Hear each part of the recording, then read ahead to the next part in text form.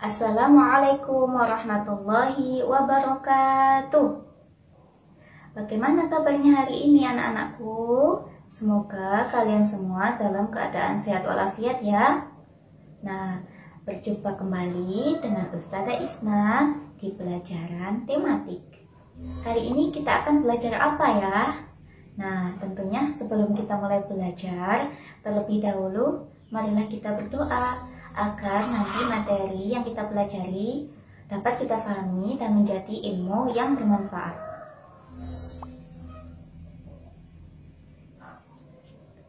Al-Fatihah.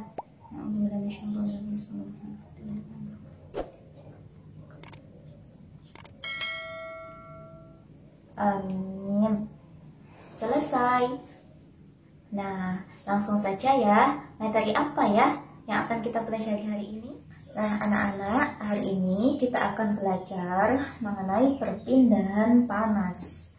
Ustazah, apakah panas itu bisa berpindah? Tentu bisa, nanti Ustazah jelaskan ya. Nah, bagaimana Ustazah cara berpindahnya panas itu? Terlebih dahulu Ustazah mau tanya, kalian sudah mengetahui apa perbedaan suhu dan panas? Nah, Ustazah jelaskan ya. Panas adalah suatu energi yang bisa diterima atau dilepaskan oleh suatu benda. Sedangkan suhu merupakan besaran yang digunakan untuk mengukur derajat panas. Nah, jadi semakin tinggi panas suatu benda, maka semakin tinggi suhunya. Nah, seperti itu ya. Nah, panas dapat berpindah dari yang bersuhu tinggi ke yang bersuhu rendah. Lalu bagaimana cara panas dapat berpindah? Ada 3 cara panas dapat berpindah. Sini Ustazah sudah tuliskan ya. Yang pertama ada konduksi, yang kedua konveksi, dan yang ketiga adalah radiasi. Konduksi, konveksi, dan radiasi. Apa itu konveksi, apa itu konduksi, dan apa itu radiasi? Nah, anak-anak, di sini Ustazah sudah tulis tentang perpindahan panas secara konduksi, yaitu perpindahan panas yang tanpa disertai dengan perpindahan zat perantaranya. Maksudnya apa? Jadi panasnya itu berpindah dari api langsung ke benda tersebut, ya, dari sumber panas ke benda tersebut tanpa adanya perpindahan dari zat perantara. Contohnya apa? Langsung saja kita saksikan video berikut. Nah, anak-anak, sebentar lagi kita akan melihat peristiwa konduksi. Ya, di sini sudah Ustazah siapkan panci. Nah, sekarang kita nyalakan ya kompornya. Bismillahirrahmanirrahim. Kita nyala, kita pegang. Nah, pancinya terasa panas. Panasnya dapat dari mana? Panasnya berpindah dari api ke panci tanpa adanya perpindahan zat perantara. Di sini hanya peristiwa perpindahan panas dari api ke panci. Itu namanya peristiwa konduksi. Nah, bisa kita lihat dari video tersebut, bisa kita ketahui bahwa panci tersebut bisa berubah menjadi panas karena api dari kompor berpindah ke panci. Paham ya dari sini? Sekarang lanjut kita ke perpindahan panas secara konveksi. Yang kedua adalah perpindahan panas secara konveksi. Perpindahan panas secara konveksi adalah perpindahan panas yang disertai dengan perpindahan zat perantaranya. Contohnya apa? Contohnya bisa kita lihat di video berikut. Nah, sekarang untuk peristiwa konveksi, Ustazah kasih contoh. Ustazah merebus air di sini. Sudah Ustazah siapkan air di atas panci, lalu langsung saja kita nyalakan kompornya. Bismillahirrahmanirrahim. Kita nyala, kita tunggu sampai nanti. Nah, ini Pak, pancinya sudah panas, tapi airnya masih belum ya, airnya masih belum. Kita tunggu sampai nanti airnya mendapat panas dari panci. Pancinya dapat panasnya dari mana? Dari api.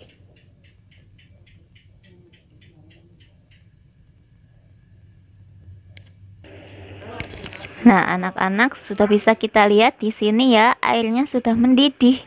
Jadi di sini airnya dapat panas dari panci. Panasnya dapat dari mana? Dari api yang ada di kompor. Jadi panas dari zat perantara yang berupa panci itu berpindah ke air sehingga air bisa mendidih.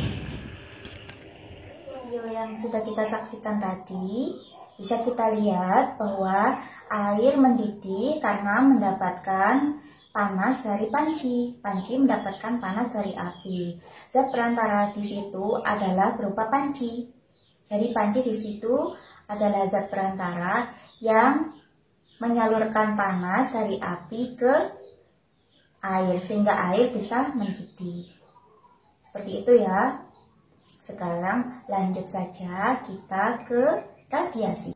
Nah, yang ketiga adalah perpindahan panas secara radiasi. Perpindahan panas secara radiasi adalah perpindahan panas tanpa melalui zat perantara. Jadi tidak menggunakan zat perantara. Kalau konveksi dan konduksi harus ada zat perantaranya, sedangkan radiasi tidak memerlukan zat perantara. Contohnya apa? Contohnya sinar matahari yang merambat ke bumi. Jadi panas matahari yang merambat ke bumi itu tidak memerlukan zat perantara. Kok bisa? Kenapa? Karena antara bumi dan matahari terdapat ruang hampa yang tidak bisa menghantarkan panas. Contoh lain adalah ketika kita berada di dekat api unggun, maka tubuh kita akan terasa hangat. Nah, panas yang kita dapatkan dari api unggun ke tubuh kita itu tidak memerlukan zat perantara. Nah, Ustazah kembali jelaskan perbedaan antara perpindahan panas secara konduksi, konveksi, dan radiasi. Jadi diingat-ingat kalau perpindahan panas secara konduksi itu tanpa perpindahan zat perantara. Jadi benda mendapatkan panas dari sumber panas tersebut. Contohnya tadi, seperti yang ada di video, panci terasa panas ketika dipegang karena mendapat panas dari api. Nah, sekarang kalau konveksi itu perpindahan panas yang disertai dengan perpindahan zat perantara. Kalau konduksi tanpa perpindahan zat perantara, kalau konveksi disertai perpindahan zat perantara. Contohnya seperti tadi, air yang mendidih karena mendapatkan panas dari panci. Nah, panci mendapatkan panas dari api. Di situ yang menjadi zat perantara adalah panci. Jadi, air bisa mendidih karena mendapatkan panas dari zat perantara berupa panci. Sekarang kalau radiasi itu perpindahan panas tanpa melalui zat perantara. Jadi tidak usah menggunakan zat perantara. Contohnya tadi seperti matahari, panasnya yang merambat ke bumi itu tanpa melalui zat perantara. Karena antara matahari dan bumi terdapat ruang hampa yang tidak bisa menghantarkan panas. Dari sini sudah paham ya? Sekarang Ustazah punya tugas untuk kalian. Tugasnya apa? Kerjakan soal-soal berikut ya.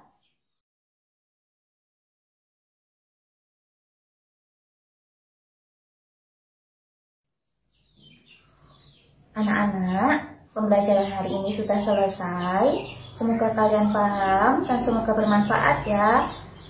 Ustazah akhiri, ihdinas siratal mustaqim. Wassalamualaikum warahmatullahi wabarakatuh.